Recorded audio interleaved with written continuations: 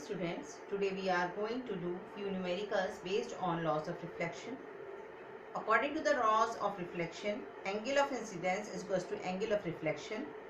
So with the help of the same, we are going to perform this numericals.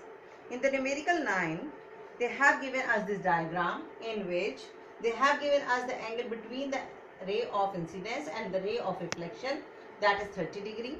They are asking us to draw a normal on the plane mirror at a point O. Point O means the point of incidence. So here I have drawn a normal ON at the point of incidence, showing that this is the angle I and this is the angle R.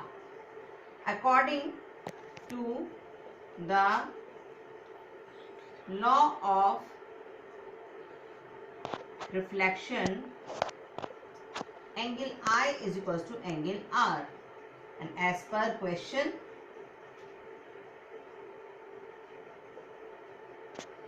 angle I plus angle R is equals to 30 degree.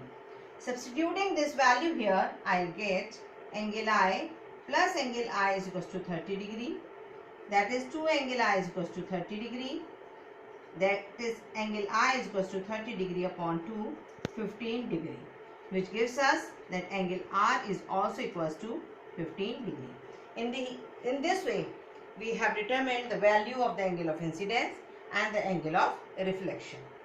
Now in this question number 10, they have given us few diagrams and they are asking to measure and write the angle of incidence and draw the reflected ray in each case. So in the very first one, A part, they have incident the ray on the normal itself. So the angle between the ray of incidence and the normal is 0 degree. That is the value of angle I is equals to 0 degree. So angle R is also 0 degree as per the law of reflection.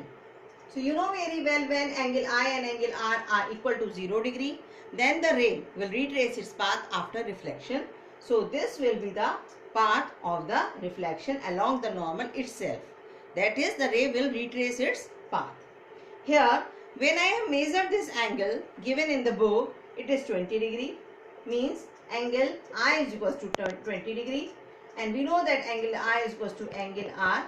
Every time you must have to quote the law of reflection, according to which angle I is equals to angle R. So we have to draw one of the angle, that ray, that is the ray of reflection. We are making the 20 degree angle with the normal.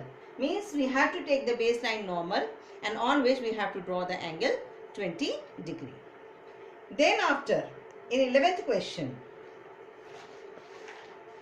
you can see that they have given us the angle of incidence, that is 60 degree.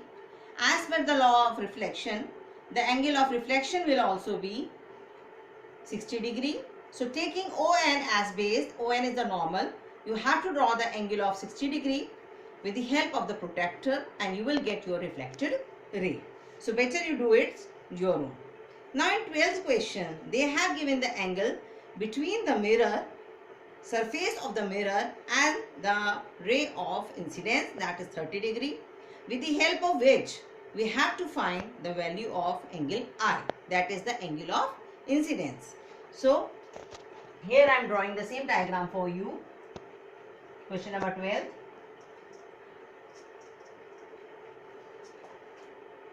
Question number 12.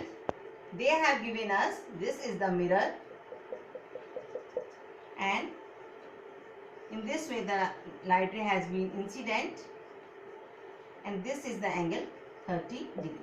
Suppose if this is M1, M2, the surface of the mirror, AO is the ray of incidence and OB is the ray of reflection, ON is the normal.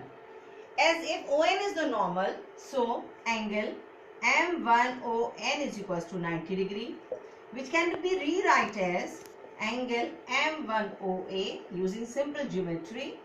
Angle AON is equals to 90 degree, which gives us the value of angle AON, which is itself is angle of incidence, 90 degree minus angle M1OA, that you know, given 30 degree. So it is 60 degree. Now, according to the law of reflection, angle I is equals to angle R and angle R is equals to 60 degree. So this is the angle R, that is 60 degree, with the help of which you can draw the diagram taking ON as the base, because ON is the normal and the angle of reflection is the angle between normal and the reflected ray. Thank you.